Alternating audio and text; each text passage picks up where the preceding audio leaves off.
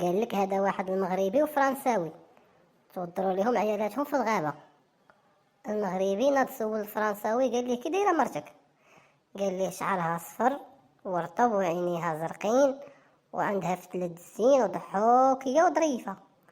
هو يسول الفرنساوي المغربي قال ليه وانت كي دايره مرتك؟ هو يتنهت مسكين وقال لي غير زين نقلبوا غير على مرتك انت احسن.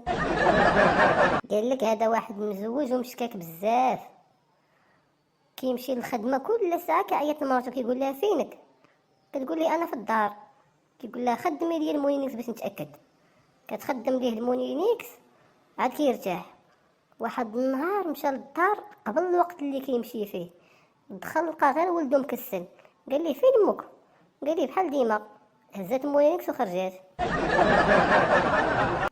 هادي وحده فاقت في الصباح قالت لراجلها حبيبي حلمت بك كتخوني، ما غاديش ديرها ياك؟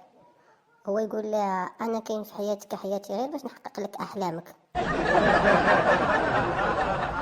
قال لك هذا واحد الراجل سولو صاحبه واش كتعرف تعوم؟ قال ليه لا ما كنعرفش. هو يقول ليه هي الكلب احسن منك حيت كيعرف يعوم. هو يقول لصاحبه تا هو وانت واش كتعرف تعوم؟ قال لي كنعرف. هو يقول ليه هي بحالك بحال الكلب. قال لك هذا ابليس هرب من المغرب. هما يسولوه قالوا لي علاش هربتي؟ قال لهم علمتهم الغش والكذوب والسرقه والرشوه وشراو بهم الفيلات والطوموبيلات وكتبوا عليهم هذا من فضل ربي.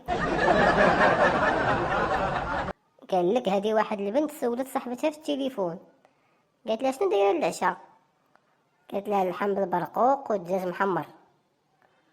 هي تقول لها وانتي شنو موجده؟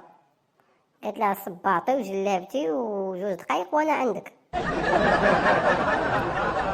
قال لك هذا واحد خونا بغى ينتحر. هو يمشي لواحد الشجره هو يدير فيها كورده وربطها في كرشو بدات كتلعب به الزيطه.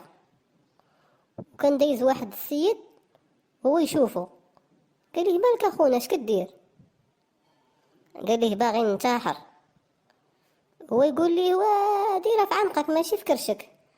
قال لي بغيتيني نموت؟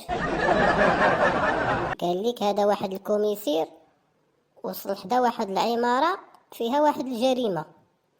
هو يسول واحد البوليسي واقف لتحت قال لي شنو وقع هنا؟ قال ليه واحد المرأة السي الكوميسير قتلت راجلها. هو يقول لي الكوميسير علاش؟ قال ليه راجلها تم داخل بالصباط وهي باقا كتجف في الارض مازال ما نشفت. هو يقول لي الكوميسير شديتوها بعدا؟ قال لي لا نعم سيدي واقفين قدام الباب كنتصداو الارض تنشف. قال لك هذا واحد الشيباني تعرض لواحد العرس ما مشى غا حدا السكيريه وجلس وخلى الناس اللي بعقلهم في الجهه الاخرى وما يجيو عنده الناس ديال العرس قالوا ليه والحاج علاش ما جلستيش مع الناس اللي بعقلهم وانت جالس هنا مع السكيريه؟ هو يقول لهم غير خليوني العرس الا خسر من هنا كيجي الحجر.